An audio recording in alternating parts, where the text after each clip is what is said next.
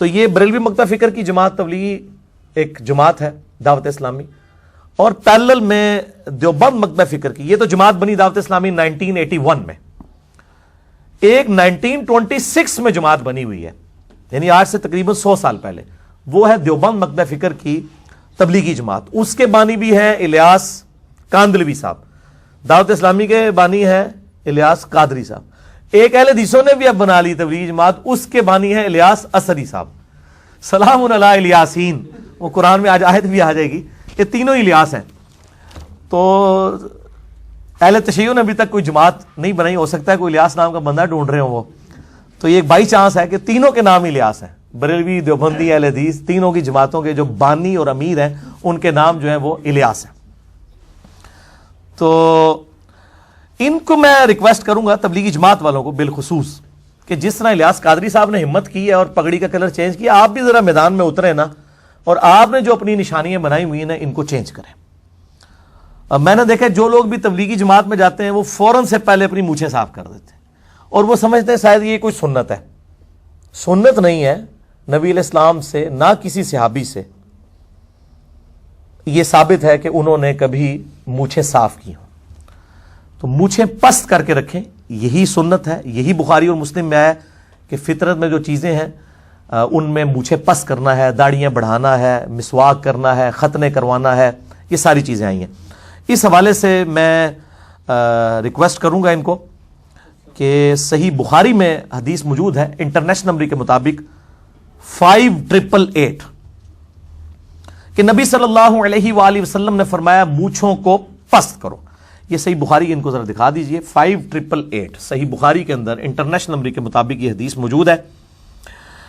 فرمایا مونچھوں کو پست کرنا فطرت میں ہے، یعنی نیچر میں ہے، اور سورۃ النساء کی آیت نمبر 119 میں آیا ہے کہ یہ شیطان کا کام ہے کہ وہ حکم دے گا وَلَآمُرَنَّهُمْ فَلْيُغَيِّرُنَّ خَلْقَ اللَّهِ، میں ان کو ضرور ابھاروں گا کہ تیری تخلیق کو بدلے۔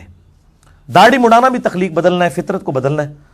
البتہ ختنے جو ہیں وہ ان کو کروانا فطرت ہے، وہ اللہ تعالیٰ نے خود حکم رکھ دیا۔ تو یہ ان کو دکھا دیجیے یہ والا پیج، اور اس میں خصوصاً جو یہ حدیث ہے 5888 اس کی جو ہیڈنگ ہے اس کے اندر امام بخاری رحمہ اللہ تعالیٰ نے تعلیقاً لکھ دیا، اور ان کی صحیح اسناد بھی باقی کتابوں کے اندر موجود ہے کہ عبداللہ بن عمر رضی اللہ تعالیٰ عنہ اپنی مونچھیں اتنی پست کرتے تھے کہ یہ کھال کی سفیدی پیچھے سے نظر آتی تھی۔ اب یہ ذرا کیمرے میں یہ میری مونچھیں بھی ان کو دکھا دیں کہ اتنی مونچھیں پست کرنا کہ یہ پیچھے جو کھال کی سفیدی ہے نظر آئے، یہ ہے عبداللہ بن عمر کی سنت۔ اور عبداللہ بن عمر مونچھیں پست کرنے والی حدیث کے چونکہ راوی ہیں، تو راوی حدیث اپنے عمل سے بتا رہا ہے کہ پست کرنے کا مطلب مونڈنا نہیں ہے، بلکہ اتنی چھوٹی کرنا کہ کھال کی سفیدی نظر آئے، ورنہ تو وہ کہہ دیتے مونڈنا۔ اور میرا چیلنج ہے کہ دنیا کی کسی حدیث کی کتاب میں مونچھیں مونڈنے کا ذکر نہیں ہے، کسی صحابی سے ثابت نہیں ہے مونچھیں مونڈنا، بلکہ اس کے اپوزٹ چیز موجود ہے۔ اچھا، یہ جو حدیث ہے 5888، اس کے بعد 5889 بھی ہے کہ 5 چیزیں فطرت میں سے ہیں: ختنہ کروانا، زیر ناف بال مونڈنا، بغل کے بال نوچنا، ناخن ترشوانا اور مونچھیں کم کرنا۔ اس میں واضح الفاظ ہیں، قص شارب، مونچھوں کو پست کرنا، مونڈنے کے الفاظ نہیں ہیں، بلکہ یہ مونڈنے کو تو ناپسند کیا گیا ہے، اور میں یہ اپنی طرف سے فتویٰ لگایا تو مطلب یہ لوگ برا منا جائیں گے۔ یہ حدیث کی پہلی کتاب ہے میرے بھائیو، الموطا امام مالک، روئرز پہ پہلی کتاب حدیث کی، بخاری اور مسلم سے بھی پہلے، امام مالک بن انس رحمہ اللہ تعالی المتوفا 179 ہجری۔ بالکل اینڈ پہ جا کے الموطا امام مالک میں یہ بریلویوں کا جو ترجمہ ہے اس میں 1710 ہے، اور مکتبۃ الشاملہ کی انٹرنیشنل نمبرنگ ہے 1677۔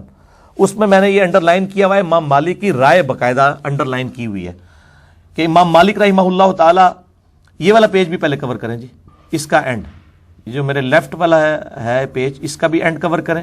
وہ باقاعدہ یہی بخاری والی حدیث لے کے حضرت ابو ہریرہ سے کہ 5 چیزیں فطرت میں ہیں، جو بخاری میں 5889 ہے، اور اس کے بعد یہ والی جو حدیث ہے جو میں نے انڈر لائن کی ہوئی ہے، اس کے اندر امام مالک رحمہ اللہ تعالیٰ نے باقاعدہ یہ لکھا ہے اسی کانٹیکسٹ میں کہ مونچھیں صرف اس قدر ترشوانا چاہیے کہ ہونٹوں کے کنارے نمایاں ہوں، یعنی یہ جو مونچھوں کے بال جو ہے نا یہ کھانے پینے کی چیزوں میں نہیں آنے چاہیے، یہ کنارہ نمایاں ہو جائے، بالکل مونڈنی نہیں چاہیے، پس ایسا کرنا مسلح ہے۔ آپ یہ جن عالم صاحب نے ترجمہ کیے نا، انہوں نے یہ الفاظ یہ آخری عربی میں تو لکھے ہیں، اردو میں سے کاٹ دیے ہیں. ہو سکتا ہے ان کے پیر صاحب کرتے ہوں. بریلویوں میں بھی مونچھیں مونڈتے ہیں، شاہ احمد نورانی صاحب مونڈتے تھے، یہ سیفی جماعت والے بھی مونڈتے ہیں. انہوں نے ترجمہ ہی اس کا کہا دیا. پھر میں نے اردو میں خود لکھا ہے ساتھ ترجمہ، عربی میں نے دکھا دیے. اس میں الفاظ ہیں ولا یجزہ فیمثل بنفسہ، یعنی جو مونڈتا ہے وہ مسلح کر رہا ہے. مسلح کہتے ہیں عربی میں فطرت کو بگاڑنا، جیسے جانوروں کے کان چیر دینا، ان کے سینگ توڑ دینا، یہ مسلح ہے، بگاڑنا. اس کو قرآن پاک کی سورہ نساء کی آیت نمبر 119 میں حرام قرار دیا گیا اور شیطانی فعل. اور یہ داڑھی کرنا بھی مسلح ہے مرد کے لیے کہ وہ اپنا چہرہ بگاڑ دے.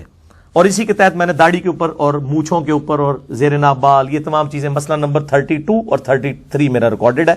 آپ یوٹیوب کے اوپر جا کے کریکٹ اسپیلنگ لکھ دیں، 33 3 ڈیجٹ ڈیش مسئلہ MAS اپوسٹرافی والا کاما ALAH، تو وہ ویڈیو کھل جائے گی. مسئلہ کہتے ہیں سوال کو عربی میں. البتہ تبع تابعین میں سے ایک بہت بڑی پرسنالٹی ہیں سیدنا سفیان بن عیینہ رحمہ اللہ تعالی. ان سے ثابت ہے کہ وہ مونچھیں مونڈتے تھے. کسی یعنی تابعی سے ثابت نہیں، کسی صحابی سے ثابت نہیں، نبی علیہ السلام سے نہیں، ایک تبع تابعی سے. اور تابعین میں سے آپ دیکھیں، تبع تابعین میں سے انہی کے پیرلل میں امام مالک اسے مسلح کہہ رہے ہیں. یعنی اگر ایک کرنے والا موجود ہے تو دوسرا اس کو حرمت کا فتویٰ بھی دے رہا ہے. اس لیے اس میں بچنے میں یہ عافیت ہے، آپ مونچھیں پست کریں، مونڈے نہ، یعنی یہ مسلح نہ کریں. تو یہ نشانی اپنی چھوڑ دیں. یہ نہیں ہے کہ جو بھی تبلیغی جماعت میں جائے تو وہ فوراً یہ کام کر لیں. اچھا، اور تو اڑی باری بھی آنے لگی ہے، کیونکہ ادھر اکثر تو اہل حدیث بھی بیٹھے ہوئے ہیں کہ اہل حدیث کے اندر بھی یہ ایک بیماری ہے کہ جیسے ہی کوئی بندہ یعنی اہل حدیث کی طرف آتا ہے نا، سب سے پہلے اس کی ٹوپی اتر جاتی ہے. اور اگر وہ پہنتا بھی ہے تو وہ پیچھے بالکل رکھی ہوتی ہے، آگے بھی پف نکالی ہوتی ہے، جس کو کہتے ہیں نا وزارگی سے پہنی ہوئی ہوتی ہے. کئی تو امام مسجد بھی اس طریقے سے، اور کہہ رہے ہیں نماز کا حصہ نہیں ہے. بھئی ہم کب کہہ رہے ہیں نماز کا حصہ ہے؟ ہم یہ کہتے ہیں تو آپ اپنے آپ کو اہل حدیث اہل سنت کہہ رہے ہیں. دوسری طرف آپ کا یہ حال ہے کہ آپ فجر کی 2 سنتیں پڑھ کے مسجد میں یوں لیٹ جاتے ہیں، جی ہم سنت پوری کر رہے ہیں، حالانکہ نیند بھی نہیں آئی ہوتی. آپ کو چڑ پگڑی کے ساتھ ہی اور ٹوپی کے ساتھ ہی ہے. یہ سنت نہیں آپ نے پوری کرنی. اور یہ 2 مکاتب فکر میں بیماری ہے، ایک اہل حدیث میں اور ایک اہل تشیع کے اندر، کہ یہ ان کی امام جو ہے نا وہ ننگے سر نماز پڑھتی ہے. علماء پگڑی باندھ لیتے ہیں اہل تشیع کے، اہل حدیث میں بہت کم ہی ہے، زیادہ تر تو وہ سعودی رومال ہی رکھتے ہیں. جائز ہے لیکن خلاف سنت نہیں ہے، وہ سنت میں عمل کریں. وہ جائے امام کعبہ بھی نہیں کر رہا، اللہ اس کو بھی توفیق دے. تو بہرحال میں یعنی وہ ہو سکتا ہے کوئی اہل حدیثوں کی بات نہیں کی ہے. میرے لیے میرے بھائی سارے برابر ہیں. جو حق بات ہے وہ کریں گے، جو غلط بات ہے اس کو کنڈیم کریں گے انشاءاللہ تعالی. تو یہ اہل حدیث بھی اپنی نشانی چھوڑ دیں. یہ نہیں مطلب ایک شکل سے بندہ دیکھ کے پہچانا جاتا ہے کہ یہ اہل حدیث ہے، یہ بریلوی ہے، یہ دیوبندی ہے. آپ بھی پہچان سکتے ہیں. میں اگر آپ کے سامنے ایک بندہ لے ہوں جس کی مونچھیں چٹ ہوں، ایک سخت ٹوپی سفید والی پہنی ہو، آپ کہہ دیں گے یہ دیوبندی ہے. اور ایک بندہ لے ہوں جس نے گرین پگڑی پہنی ہوئی ہے، یہاں مسواک سجائی ہوئی ہے اور پیلی چپل پہنی ہوئی ہے، آپ کہہ دیں گے بریلوی ہے. اور ایک بندہ لے ہوں جس کی داڑھی کچھ بال ادھر بکھرے ہوئے ہیں، ادھر بکھرے ہوئے ہیں، یا تو ننگے سر ہے یا ٹوپی رکھی ہوئی ہے تو وہ بھی سائڈ پہ ٹائٹ ہے اور آگے بھی بال بکھرے ہوئے ہیں، اور شلوار آدھی پنڈلی تک ہے، آپ کہہ دیں گے اہل حدیث ہے. ٹھیک ہے جی. اس طریقے سے شیعہ جو ہے وہ عموماً بالکل چھوٹی چھوٹی داڑھی رکھتے ہیں، وہ گیٹ اپ سے بھی پہچانے جاتے ہیں جو ان کے یعنی مذہبی طبقہ ہے. تو یہ بڑا ظلم ہے کہ یعنی مکاتب فکر کی تفریق بھی گیٹ اپ کے ذریعے ہو رہی ہے، حالانکہ ایسا نہیں ہونا چاہیے. تو میں اس میں یعنی ان کو ہی دعوت دوں گا کہ اپنی نشانیاں جو ہے وہ ختم کریں. باقی آج چونکہ میں ایک میٹھی میٹھی باتیں کر رہا ہوں، ابھی تو میں عقیدوں کی طرف آیا ہی نہیں ہوں کہ جو ہمیں عقائد میں اختلاف ہے تبلیغی جماعت کے ساتھ یا دعوت اسلامی کے ساتھ، میں اس کو سکپ کر رہا ہوں. اس کے لیے میں ایک ہی لیکچر ان کو ریکمینڈ کروں گا. مسئلہ نمبر 71B، انڈیا اور پاکستان کے بزرگوں کی 19 گستاخانہ عبارات کا تحقیقی جائزہ، جس میں عقائد کے حوالے سے جو میری ریزرویشن ہے وہ آپ دیکھ سکتے ہیں.